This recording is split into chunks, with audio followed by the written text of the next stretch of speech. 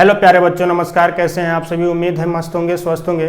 देखिए, आज से मैं क्लास 9वीं की विज्ञान का क्लास लूँगा, यानी कंप्लीट विज्ञान का चैप्टर बाय चैप्टर आपको क्लास दूंगा। रेगुलर मोड में क्लास को लेते रहिए, कहीं से कोई डाउट रह नहीं जाएगा। फिर आने वाले समय में आपका क्लास 10वीं का भी क्लास मैं ही लूँगा, यानी विज्ञान का कंप्लीट पोर्शन आपको यहीं पढ़ाने वाला हूँ। ठीक, तो कोई दिक्कत होगा, कोई डाउट होगा, कमेंट सेक्शन में कमेंट करिएगा। रेगुलर मोड में क्लास लीजिएगा और चैनल को सब्सक्राइब जरूर करिएगा। ठीक, देखिए विज्ञान को हम लोग पढ़ेंगे तो देखिए विज्ञान को 3 पार्ट में बांटा गया। कितने पार्ट में? 3 पार्ट। कौन कौन से?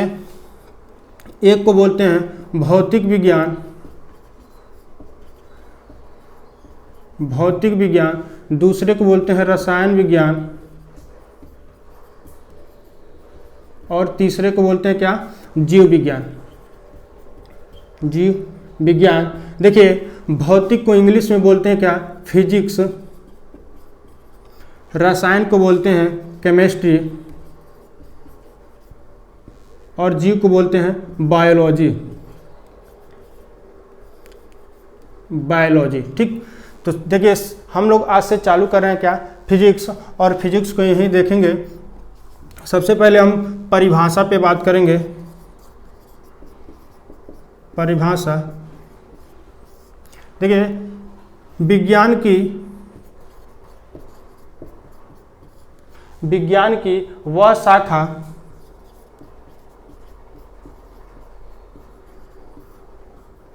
जिसके अंतर्गत क्या? जिसके अंतर्गत बल, कार्य, विभव, ऊर्जा आदि के बारे में अध्ययन करते हैं उसे भौतिक विज्ञान कहा जाता है। देखिए जिसके अकॉर्डिंग क्या? बल, कार्य, विभव, ऊर्जा के बारे में हम क्या करते हैं? अध्ययन करते हैं, उसे क्या कहते हैं? भौतिक विज्ञान कहते हैं। ठीक, इसके बाद हम लोग का पहला चैप्टर क्या है? गति। यानी इसके बाद हम लोग क्या पढ़ने वाले हैं? गति को पढ़ने वाले हैं। सबसे पहले देखेंगे कि गति होता क्या है। देखिए हमारे आसपास यानी चारों तरफ जो भी वस्तुएं हैं, एक दूसरे वस्तु के अपेक्षा क्या होता है? किसी भी वस्तु के अपेक्षा अपनी गति को यानी अपने स्थान को क्या करते हैं? परिवर्तन करते हैं। उसे हम क्या बोलते हैं? गति कहते हैं। ठीक, तो पहला चैप्टर है गति, जिसे इंग्लिश में बोलते हैं क्या? मोशन। मोशन यानी पहला टॉपिक उसमें है विराम की अवस्था और गति का। सबसे पहले हम समझेंगे क्या कि विराम की अवस्था क्या होती है और गति की अवस्था क्या होती है। ठीक है, तो देखेंगे हम क्या कि विराम की अवस्था, विराम की अवस्था जब किसी वस्तु या पिंड की स्थिति समय के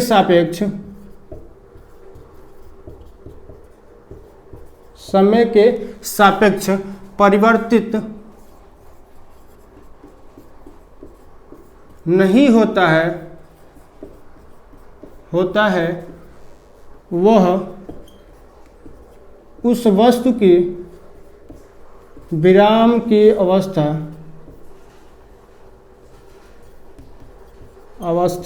कहलाती है। क्या? विराम की अवस्था कहलाती है।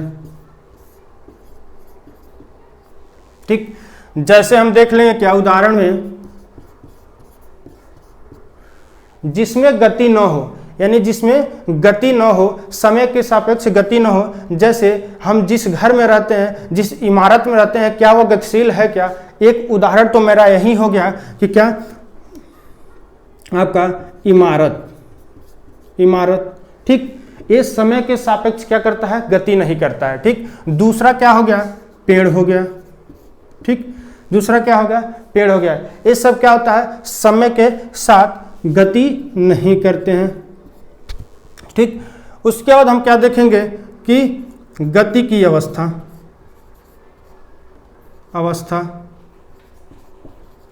देखिए सबसे पहले गति की अवस्था क्या होती है कि कोई भी वस्तु या पिंड हो जो समय के सापेक्ष अपने स्थान को क्या करता है, परिवर्तित करता है। यानी कोई भी वस्तु अब समय के सापेक्ष अपने स्थान को परिवर्तित करता है, गतिमान की स्थिति में होता है। ठीक, तो उसका उदाहरण लिखेंगे क्या,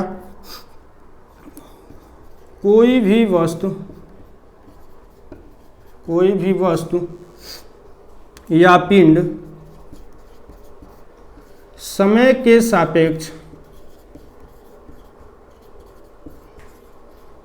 के सापेक्ष अपना स्थान परिवर्तित करते हैं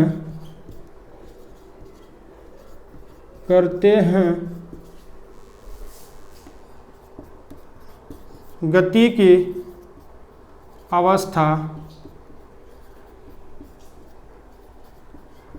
कहलाते हैं। ठीक, कहलाते हैं। जैसे एग्जाम्पल समझ लीजिए क्या कि उड़ता हुआ हवाई जहाज, यानी क्या है, उड़ता हुआ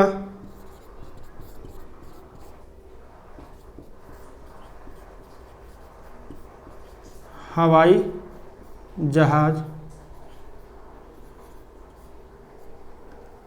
ठीक, इसको नोट कर लीजिए। फिर आगे हम देखेंगे क्या, गति के प्रकार, टाइप ऑफ मोशन। इसको एक बार नोट कर लीजिए, फिर देखेंगे क्या, गति के प्रकार।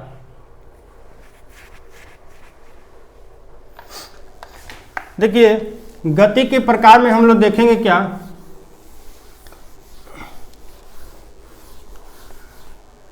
गति जो होती है, गति के प्रकार, टाइप ऑफ मोशन, यानी गति के प्रकार। गति निम्नलिखित प्रकार की होती है। क्या कि लिख देंगे यहाँ, गति निम्नलिखित प्रकार की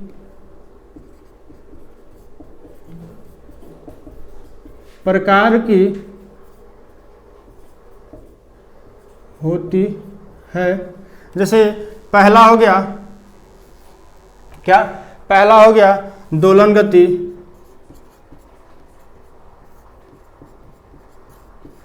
दूसरा घूर्णन गति, तीसरा आपका हो गया रेखीय गति,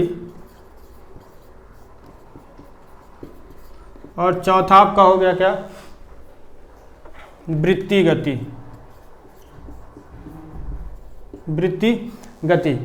देखिए गति के प्रकार यानी मोशन, टाइप ऑफ मोशन, गति निम्नलिखित प्रकार की होती है। जैसे आपका क्या हो गया, घूर्णन गति, रेखीय गति और वृत्तीय गति और दोलन गति। ठीक, एक एक करके बारी बारी से चारों को पढ़ते हैं। क्या सबसे पहले देखेंगे क्या कि रेखीय गति, एकदम आम बोलचाल की भाषा में अपनी परिभाषा को हम लिखेंगे। ठीक, और समझेंगे कि रेखीय गति क्या होता है। ठीक, जब कोई क्या होता है, जब कोई वस्तु या क्या पिंड, देखिए क्या लिखेंगे, जब कोई वस्तु क्या करती है, जब कोई वस्तु एक सरल रेखा में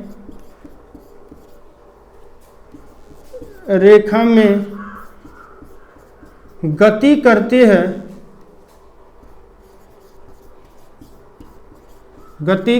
है तो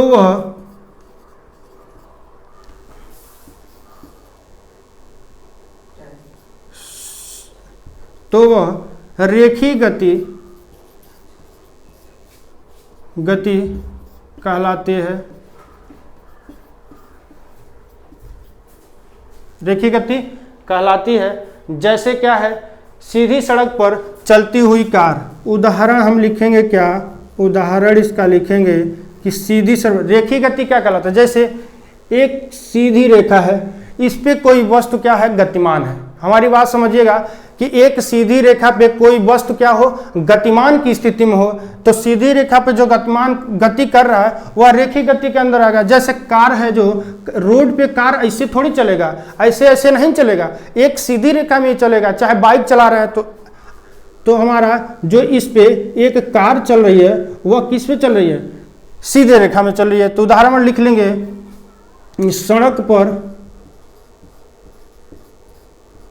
चलती हुई कार, चलती हुई कार। ठीक, नोट कर लीजिए इसको। इसके बाद हम पढ़ेंगे क्या कि दोलन गति। ठीक,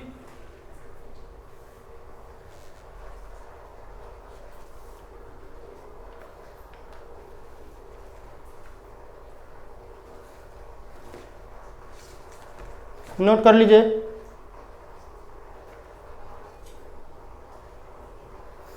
देखिए,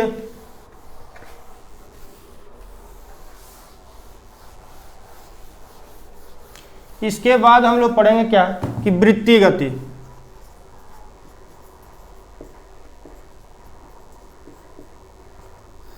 वृत्तीय गति को समझते हैं क्या कि जब कोई वस्तु या पिंड क्या करता है, जब कोई वस्तु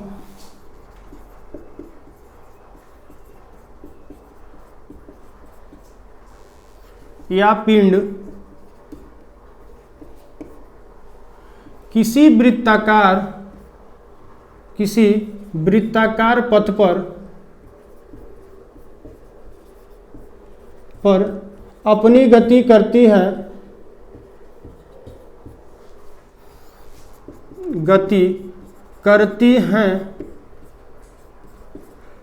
तो उसे क्या कहते हैं, वृत्तीय गति कहते हैं। क्या कहते हैं, वृत्तीय गति कहते हैं।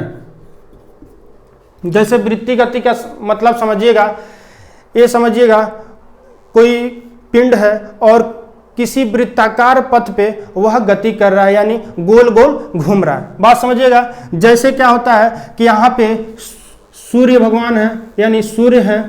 ठीक, यहाँ पे क्या है, सूर्य है, और सूर्य के चारों तरफ क्या, सूर्य के चारों तरफ पृथ्वी अपनी क्या कर रही है, चक्कर लगा रही है, ऐसे वृत्ताकार पथ पर। यानी सूर्य के चारों तरफ क्या कर रही है, पृथ्वी गति कर रही है। तो किस पथ पे कर रही है, यानी वृत्तीय पथ पे, यानी गोलाकार ऐसे गोल गोल घूम रही है। यानी सूर्य के चारों तरफ पृथ्वी का घूर्णन क्या होता है, वृत्तीय गति का एक बहुत ही सुंदर उदाहरण होता है। देखिए उदाहरण में लिख लेंगे, उदाहरण कि सूर्य के चारों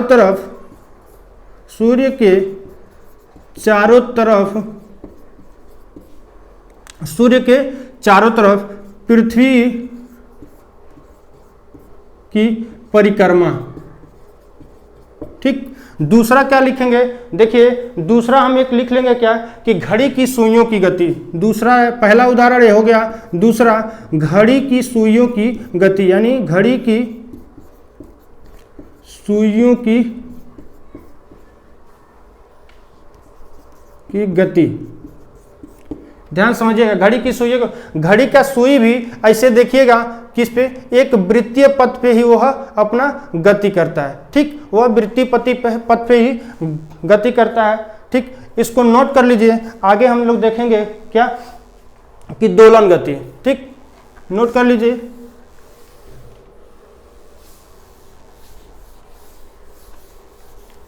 देखिए सबसे पहले आप किसी भी चीज़ को, यानी किसी भी हेडिंग को पढ़ें, उसको एक नहीं दो बार पढ़िए, और उसका उदाहरण पे बहुत ज़रूरी है ध्यान देना कि उदाहरण से हम उस हेडिंग को समझ सकते हैं। डेरिवेशन हम ना याद कर पाए, नहीं याद हो पाए, तो हम क्या करेंगे, उदाहरण से समझ सकते हैं और समझा भी सकते हैं। देखिए अब हम लोग क्या पढ़ेंगे, दोलन गति।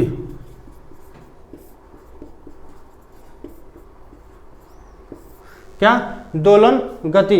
देखिए जब कोई वस्तु या पिंड, जब कोई वस्तु या पिंड पिंड किसी निश्चित बिंदु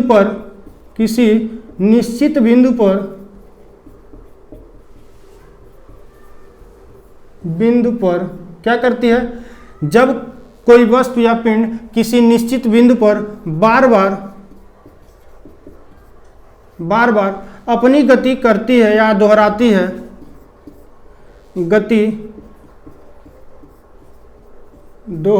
है,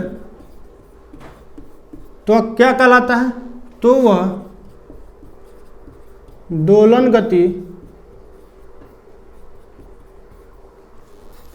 कहलाती है। नोट करिए कि जब कोई पिंड या वस्तु क्या करती है, निश्चित बिंदु पर बार बार अपनी गति दोहराती है तो वह दोलन गति कहलाती है। ठीक, देखिए इसका एक बहुत ही अच्छा उदाहरण है,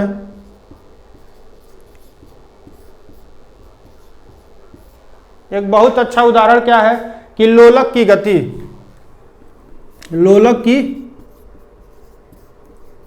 गति, पेंडुलम की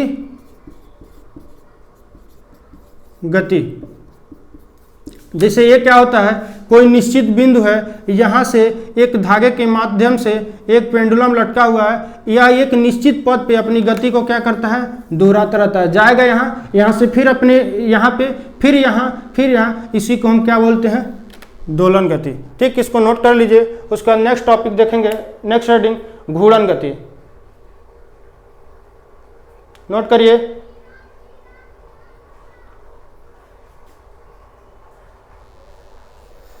देखिए इसके बाद हम अगला देख रहे हैं क्या, घूर्णन गति।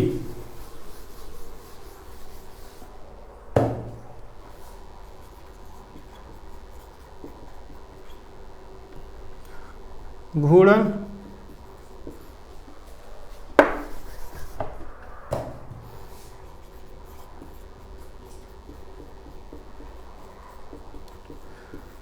देखिए घूर्णन गति में क्या लिखेंगे कि जब कोई वस्तु अपने किसी एक अक्ष पर परितः, जब कोई वस्तु अपने एक अक्ष पर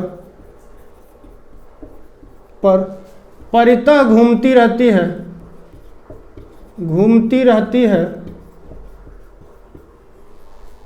है तो उसे घूर्णन गति कहा जाता है, या घूर्णन गति कहा जाता है। देखिए जैसे हो गया कि लट्टू, यानी ऐसे एक लट्टू को देखे हैं, वो ऐसे क्या करती है, अपनी गति को दोहराती रहती है, यानी इसी पे एक अक्ष पे ही गति करती रहती है। यानी देखिए उदाहरण में एक हो जाएगा सबसे आसान उदाहरण, लट्टू की गति। ठीक, लट्टू की गति। कोई डाउट होगा कमेंट सेक्शन में कमेंट करके जरूर पूछिएगा। फिर मिलते हैं नेक्स्ट टॉपिक के साथ नेक्स्ट क्लास में। धन्यवाद।